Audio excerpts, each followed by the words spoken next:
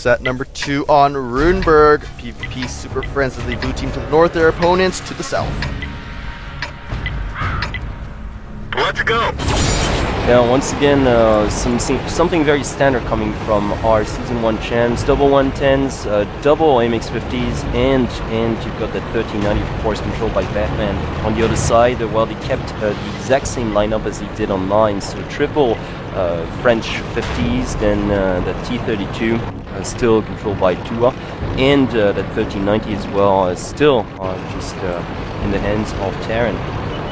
So I like the take lineup from both teams here. We do see a slightly more kind of versatile lineup and more balanced lineup from the PvP side. Although, yeah, the firepower of the Revo team cannot be neglected here. They have a lot of firepower, and definitely PvP have to watch out. Well, they do have to watch out, but at the same time, like, yeah, I think that PvP's selection is wiser, considering the map. You do need frontline tanks, especially if you go out there to the field.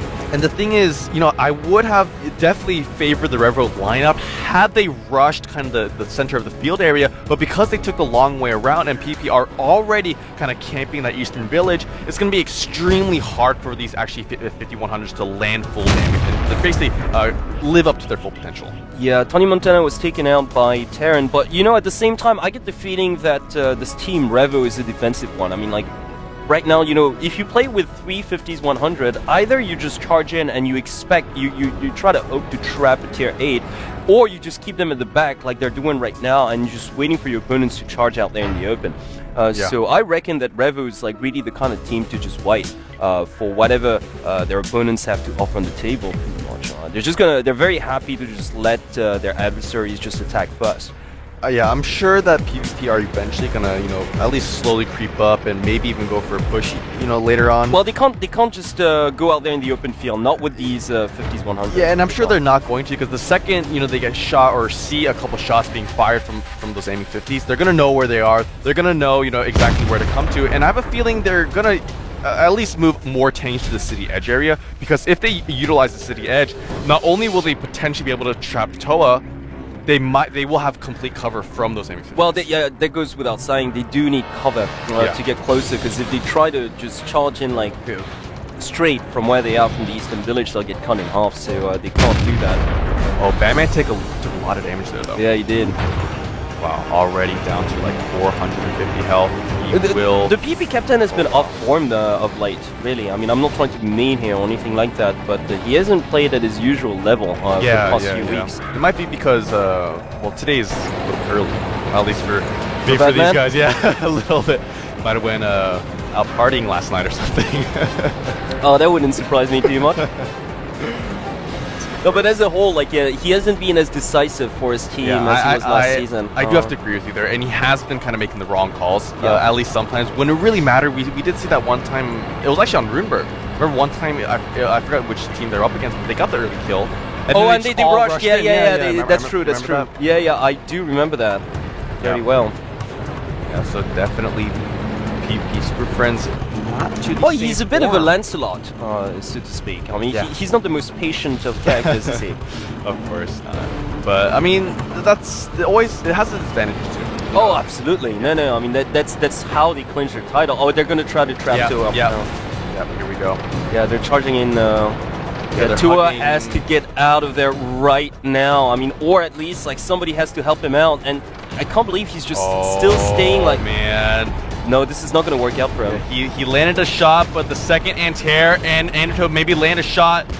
They're actually getting fired upon from some of these members of the Rebel side. It was Terran, and it's 1390. Waiting at the corner, but and still. The AMX 50s are kind of transitioning here too. Yeah, I know. This is it's a well-conceived trap. The other PvP members from the field area are moving in too. So well, exactly, because it's allowing them to move out now, pretty much. As long as Antair and Anderto can stay alive long enough for these tanks to come in and back them up, this should be fine, but Antair is taking a lot of damage. He does land a nice shot to Toa. Terran is reloading now. Yep. Antair down to one more shot here. He was well executed because it's allowing everybody else to move in. It doesn't really, like they lost the tank, but it's not too detrimental because Tua's going to go down.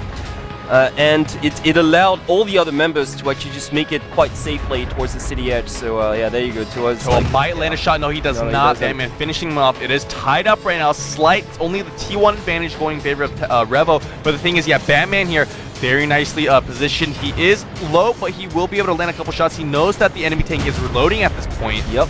And because he lands that extra shot, he will take one in the face as well. Will he stay alive? No, he does that not. Was he goes Terran, down. like, yeah, who once would again. reload it as well. But still, it's not a loss. Obviously, Anito is extremely low too, though. If Anito goes down here before, I guess, landing any damage, or before his other tanks can either take the enemy tanks down, they might be in trouble. He is undercover though, so he should. Oh no, he does go down. Well, once again, a very, very heavily or a heavy lead in favor of the Revo side. Yeah, this time I think they'll be wow. able to capitalize though. This time, yeah, Ping Love King or Kung is at full health still. Yeah, and because they didn't suffer as much damage, and it's going to be very hard for the MX50 duo on the PP side to turn this around. I mean, unless amazingly, Little Mac can land, like a shot and just finish off. No, Ice Water's going to take a hit here. There you go. Ace Water's still reloading here, taking 2 Another shots. one. Yeah. No, this is over. Oh, making it just land that building. He has to finish up like Jack the Ripper first. Oh my god. He's getting surrounded on all sides. No, this The engine is smoking. He might be able to land 1 shot here. Jack the Ripper, no, he does not even be able to. Oh, Terran taking a big shot by Little Mac. Oh my god, immediately getting blown up though.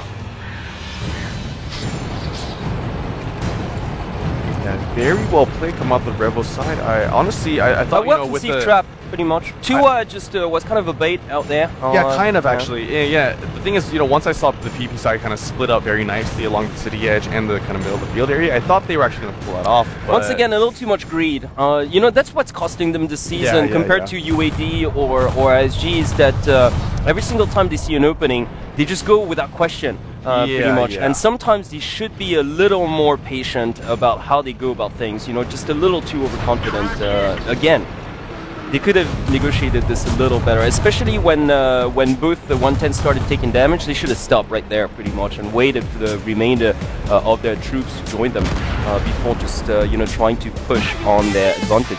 Yeah.